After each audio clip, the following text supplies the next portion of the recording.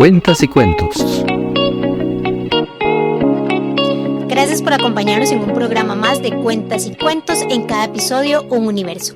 Hoy nos acompaña Vivian Carvajal Jiménez, quien es la coordinadora del proyecto Contexto Transfronterizo del Triángulo Norte-Norte de Costa Rica. Vivian, muchas gracias por acompañarnos en este episodio de Cuentas y Cuentos de la Oficina de Comunicación. Muchas gracias por la invitación. Este espacio nos permite divulgar el quehacer de la División de Educación Rural. Es una unidad académica de la Universidad Nacional que forma educadores y educadoras para primaria en todas las comunidades y territorios rurales del país. Gracias, Vivian. Empezando un poquito para poner a la gente en el contexto de qué consiste este proyecto de investigación. El proyecto abarcó tres grandes áreas temáticas. Nosotras trabajamos en 2 cantones del país donde hay comunidades fronterizas, que son Upala y Los Chiles, en la zona norte-norte. En estos cantones abarcamos un total de 8 comunidades en profundidad, luego extendimos a 2 comunidades más, 4 en Upala y las demás comunidades en Los Chiles. Tratamos de acercarnos un poco a comprender cómo la gente se percibe a sí misma en términos de su identidad, porque son zonas donde hay mucha fluctuación de migrantes y personas que han nacido en uno u otro país, pero se asientan en estas localidades. Y también tratamos de analizar cómo se cumplen o no se cumplen los derechos humanos a los que deberían tener acceso estas personas. Finalmente, tratamos de ahondar un poco también en la realidad socioeducativa de estas 8 comunidades y cómo se vivencia ya en sus escuelas y colegios. El proyecto acaba realmente de llegar a su etapa final en diciembre del 2024. Arrancamos en el 2021 como una inquietud para satisfacer una necesidad que no había sido cubierta, de conocer un poco más qué ocurría en los contextos fronterizos de nuestro país, especialmente porque nosotros en la División de Educación Rural tenemos grupos en formación docente en estos territorios. Entonces queríamos pues no solo ahondar y profundizar en el contexto, sino nutrir el plan de estudios, hacerlo más pertinente a la realidad de estas personas. Y en esta investigación que realizaron, ¿qué encontraron? La investigación tiene como 3 focos grandes. Uno era analizar el cumplimiento de los derechos humanos de las poblaciones que residen en zonas de frontera. El otro tenía que ver con acercarnos a cómo las personas comprenden y perciben su identidad. Y el último tiene que ver con la realidad socioeducativa de estos contextos. Las comunidades fronterizas, hablaba usted de que enfrentan estas vulneraciones de derechos humanos. ¿Cuáles son las principales violaciones documentadas y por qué se han normalizado en esta zona? Bueno, hay muchos estudios sobre lo que ocurre en las zonas Cuentas y fronterizas, cuentos. norte-norte, ¿verdad? Estamos hablando de las zonas de frontera con Nicaragua. Nosotras trabajamos particularmente en los cantones de Upala y Los Chiles, en 8 comunidades, luego lo extendimos un poquito más a 10 comunidades, 4 en Upala y las restantes en Los Chiles. Las vulneraciones de derechos abarcan prácticamente todas las dimensiones de los derechos humanos. Hay mucho escrito sobre lo que tiene que ver con la violación de derechos laborales, personas que trabajan jornadas extenuantes en condiciones insalubres, con muy poca seguridad, muy por debajo del salario mínimo, sin ningún tipo de reconocimiento por días libres, vacaciones, seguridad social, etcétera. De eso hay mucho documentado y fue pues el tema que más salió cuando conversamos con las personas en las comunidades. Vimos también mucha vulneración al tema de derechos de salud, porque es muy poca la atención y el acceso real a los EVAIS o a los hospitales. Las comunidades están muy alejadas, no hay transporte público, el EVAIS abre solo 2 días a la semana, tiene que atender varias comunidades a la vez, entonces no es tan fácil cuando hay sobre todo un tratamiento crónico o una enfermedad severa que implica moverse fuera de la comunidad hacia el centro del cantón, porque el transporte es muy escaso y es muy, muy caro. Salir de la comunidad y entrar en un transporte privado te puede costar 2-3 días de salario. Entonces es realmente difícil para las personas que residen en las zonas.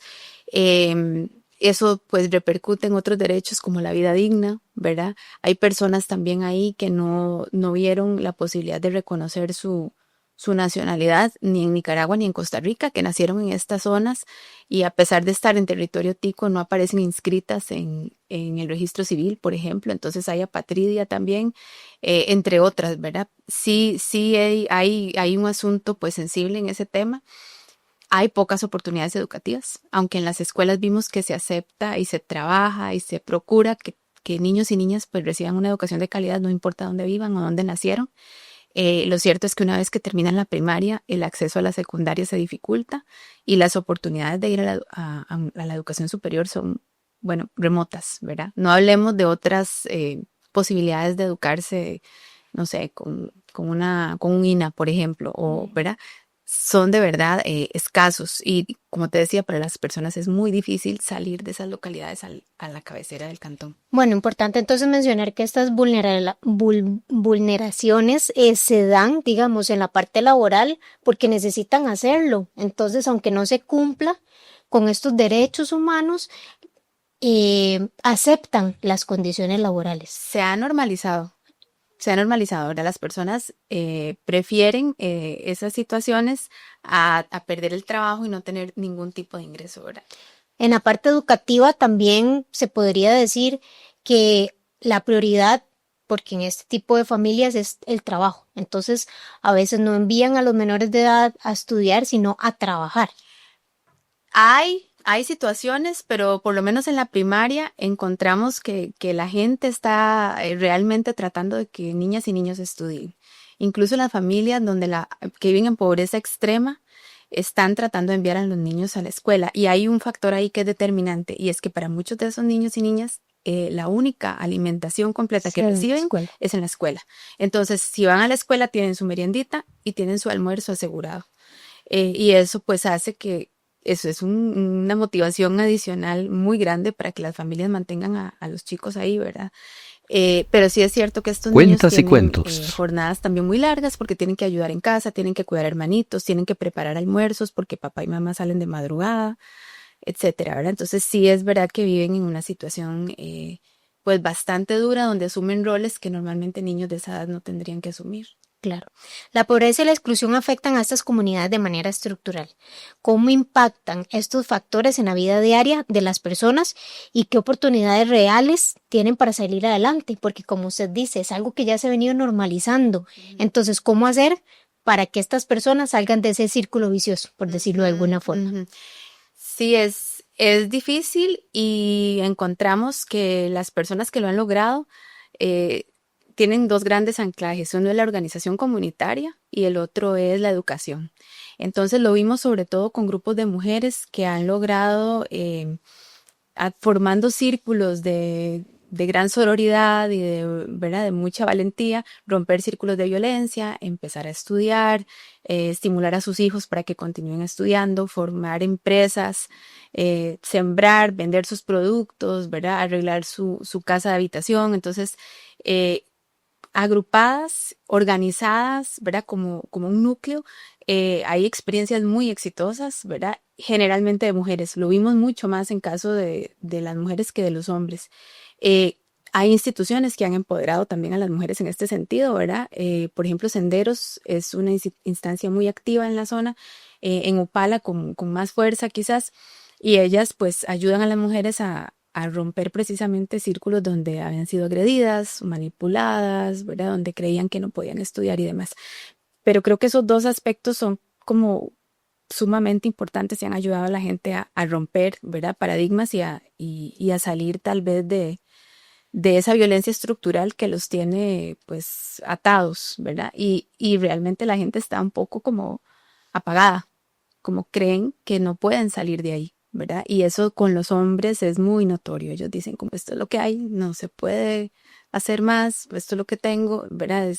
Hay como apatía, ¿verdad? Como desilusión también porque han sido víctimas año tras año tras año de situaciones de violencia, ¿verdad? Y no cambia, la situación no cambia.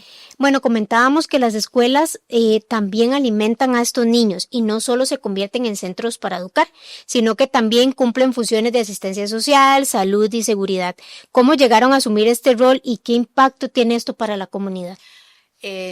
Yo creo que muchas de estas escuelas y sobre todo las personas que trabajan ahí como docentes son un pilar fundamental de la zona, ¿verdad? Porque ellos sostienen por voluntad propia, porque definitivamente ellos trascienden por mucho la labor educativa que les compete, dedican muchas más horas de su jornada a atender situaciones de los niños, de las niñas, a atender situaciones incluso familiares, a capacitar, ayudar a que las familias se alfabeticen, a que puedan ir a una clínica, a que busquen sus papeles, ¿verdad? Y se documenten para tener acceso a otros derechos. Entonces, es gente muy, muy comprometida. Y yo diría que eso es asunto de las personas y de la gente que lidera en esas escuelas, ¿verdad? Los directores y las directoras que están realmente comprometidos y realmente ven la necesidad que hay en la comunidad, ¿verdad? Y logran también, pues, a través de esas acciones, que la comunidad les responda, ¿verdad? Y que se integre a actividades que la escuela promueve y demás.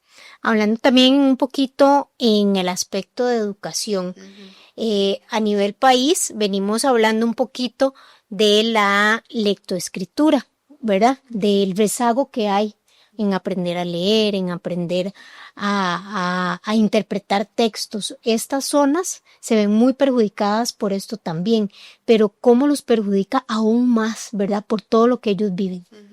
Sí, las debilidades en el área de lectura y escritura repercuten no solo en el Cuentas y rendimiento académico cuentos. para toda la vida, sino que repercuten también en las posibilidades que estas personas van a tener en el futuro para informarse, para acceder a derechos, para acceder a espacios de participación ciudadana, ¿verdad? Para acción política en general. Entonces, no atender esa debilidad, particularmente en esas zonas, pues es condenarlos, ¿verdad? A que continúe ese ciclo de abandono, de violencia y de vulneración.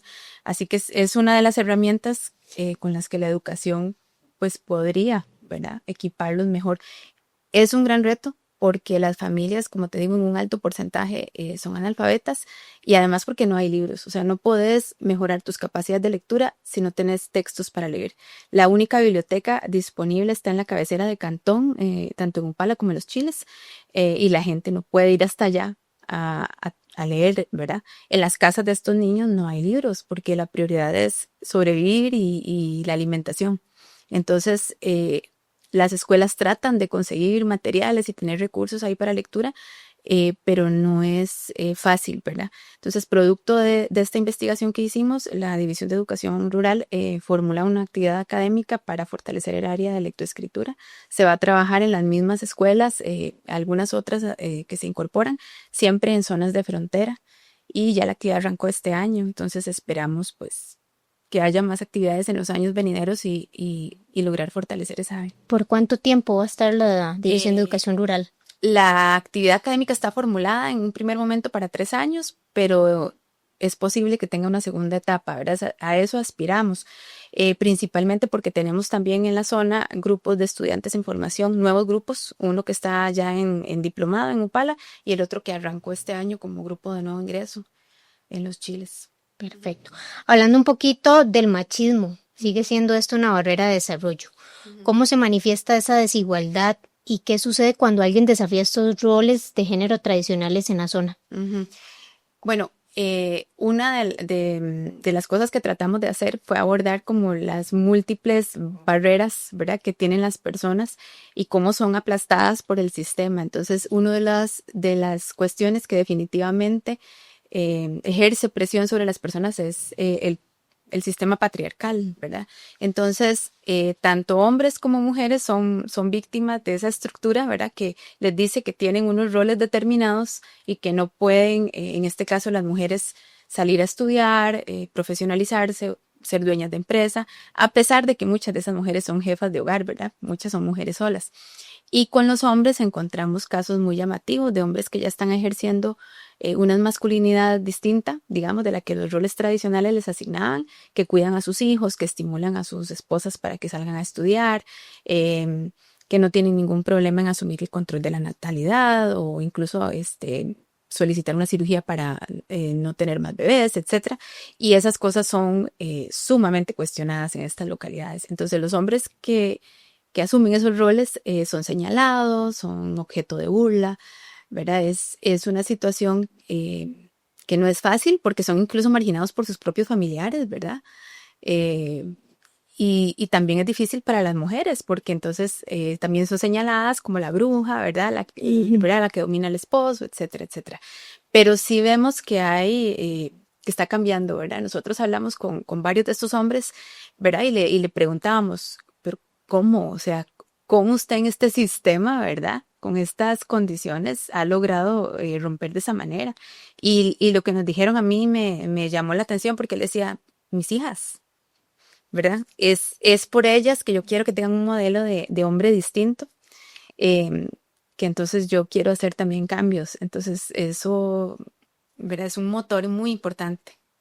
Ya para ir finalizando, si tuviera aquí al presidente de la República o el ministro de Educación, ¿qué les diría para estas comunidades fronterizas sobre sus necesidades y las acciones urgentes que hay que tomar en cuenta? Bueno, necesidades hay muchísimas, muchísimas. Son comunidades que Cuentas se y han cuentos. creado además al margen de los nacionalismos y de los estereotipos que hay tanto de un lado de la frontera como del otro. Ellos tienen su propio modo de vida, su propia cultura, su propia forma de sobrevivencia, pero tienen muchísimas necesidades y el abandono estatal es evidente. Entonces, creo que urgente sería buscar mecanismos para atender realmente el acceso efectivo a los derechos humanos de estas personas, desde los más niños hasta la gente adulta, pero habría que hacer un esfuerzo importante también, yo creo incluso que trascienda la frontera, porque muchas de estas personas viven al otro lado de la línea, ¿verdad? Entrevistamos familias cuyo, digamos, corredor de la casa está en la carretera costarricense y la sala y la cocina están en territorio nicaragüense, por ejemplo, ¿verdad? Entonces es una forma de vida completamente fuera de lo que uno concibe, ¿verdad? Tradicionalmente. Y la imagen de frontera que ellos tienen es otra cosa, ¿verdad? Porque yo vivo allá, pero el bus de Costa Rica me permite llegar hasta aquí, entonces camino 100 metros a mi casa que está en Nicaragua. O viceversa. Yo vivo aquí en Costa Rica, pero voy y compro las medicinas en la farmacia que está allá, que ya eso es Nicaragua. O vivo aquí, pero mis hijos van a la escuela que me queda a 500 metros, que está en Costa Rica, porque la escuela nicaragüense más cercana está a 3 horas a pie. Entonces, habría que hacer también esfuerzos que vincularan, no sé, convenios con Nicaragua en este caso, que es el país vecino, de manera que se atendieran las necesidades de esta zona, ¿verdad? Habría, creo yo, que tener una mentalidad distinta para entender que ellos se perciben a sí mismos como una comunidad sin distinción de nacionalidad, de lugar de nacimiento. Pero definitivamente el tema laboral es urgente, el estado de los caminos, el acceso a servicios públicos mínimos, ¿verdad? El transporte y, por supuesto, escuelas muy bien equipadas con todos los recursos para que la calidad de la educación mejore. Agradecerte, Vivian, por este espacio y bueno, con este tipo de proyectos que hace la Universidad Nacional queda en evidencia, ¿verdad? Lo que es la vida por un lado y por el otro, ¿verdad? Tantas situaciones, tantas dificultades que se presentan para las diferentes familias y pues bueno que lograron finalizarlo y que esto sea también un aporte para que pronto todas estas desigualdades pues vayan en camino para ir minimizándolas. Los esperamos en un episodio más de Cuentas y Cuentos. Muchas gracias. Cuentas y cuentos.